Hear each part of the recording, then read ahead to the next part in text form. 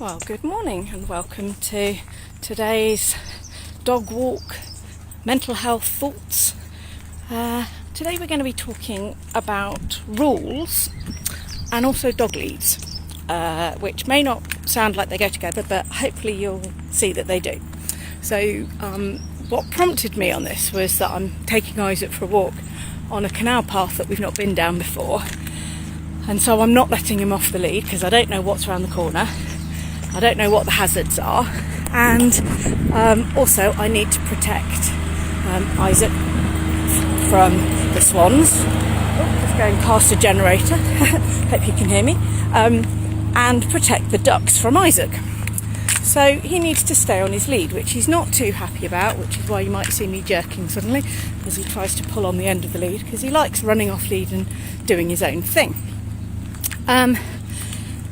So what's that got to do with rules? Well, my thought on rules was it reminded me of a poem that I used to know when I was a kid, and I cannot find the book that it's from.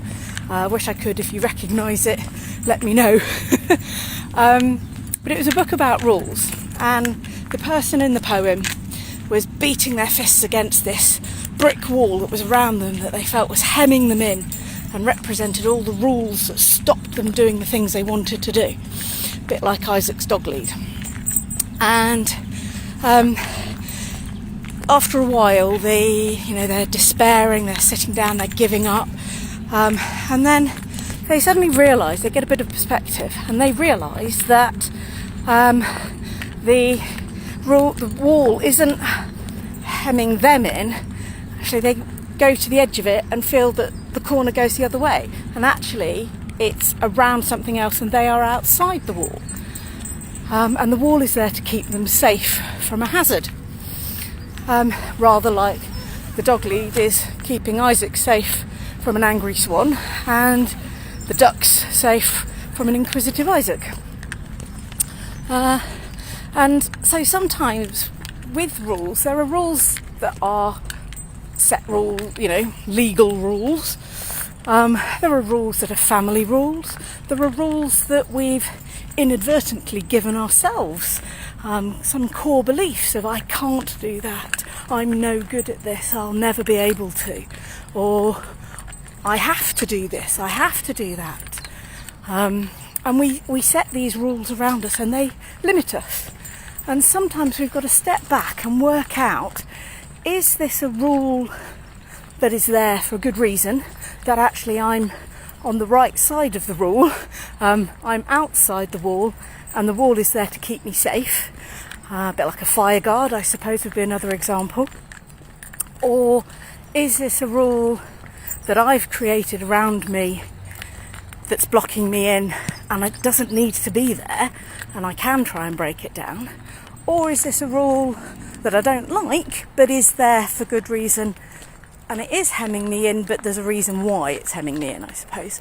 And maybe, another example might be something like a speed limit.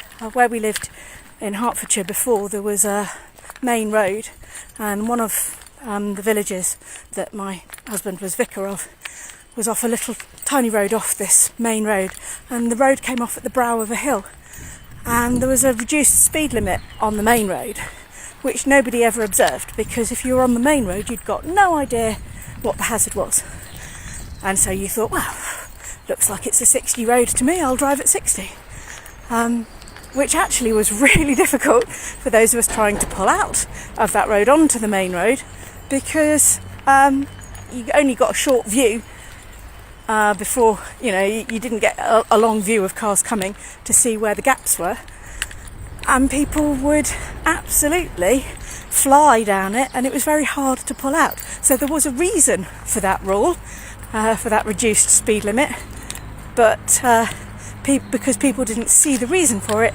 they didn't want to obey it. So there you go. Thoughts on dog leads and rules.